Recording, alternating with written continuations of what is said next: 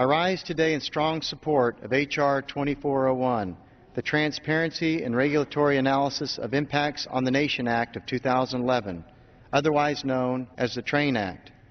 As House Republicans move forward with a bold agenda to grow our economy and put Americans back to work, one area that must be addressed is the issue of overregulation by the federal government. I strongly believe the Obama administration is moving too fast and showing little regard for the economic consequences of their energy and environmental policies.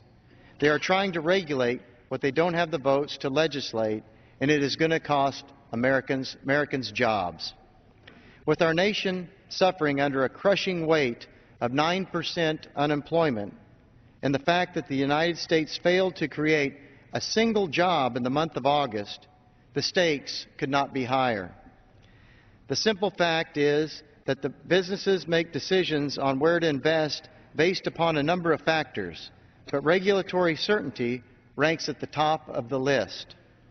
I introduced this bipartisan legislation to protect American jobs that we are in danger of losing due to the Obama administration's environmental regulatory agenda.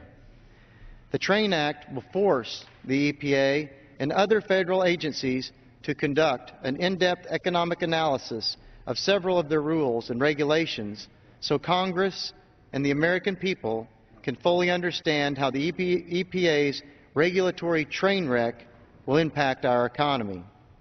In fact, EPA's rules and actions addressed in this legislation billions of dollars to the U.S. economy. The time to address the full economic burden of these regulations is now.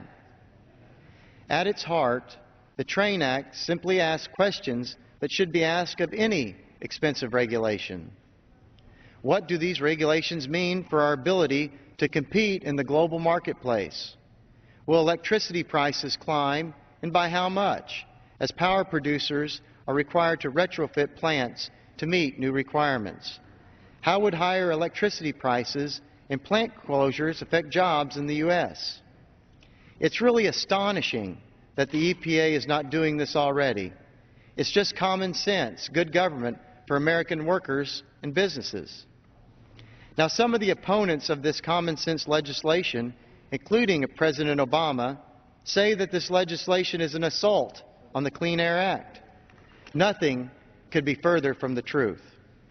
The TRAIN Act will not prevent EPA from continuing to develop regulations. The TRAIN Act will also not limit the EPA's authority to protect public health and welfare in any way.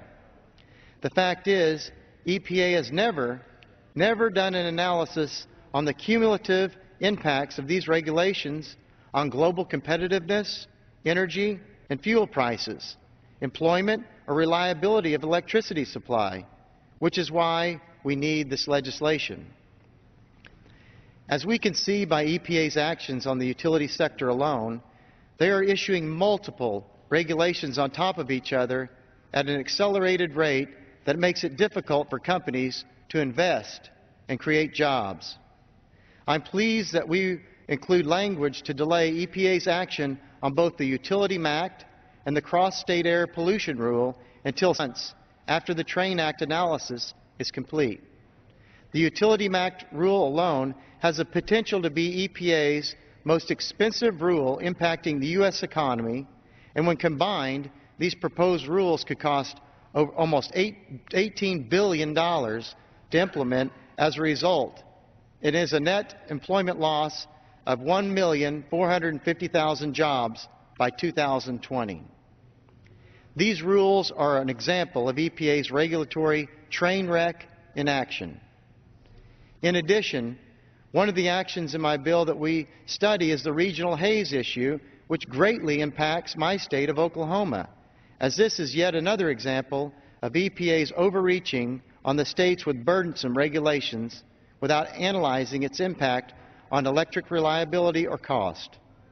This EPA action alone is expected to cost $2 billion to Oklahoma businesses and electric ratepayers.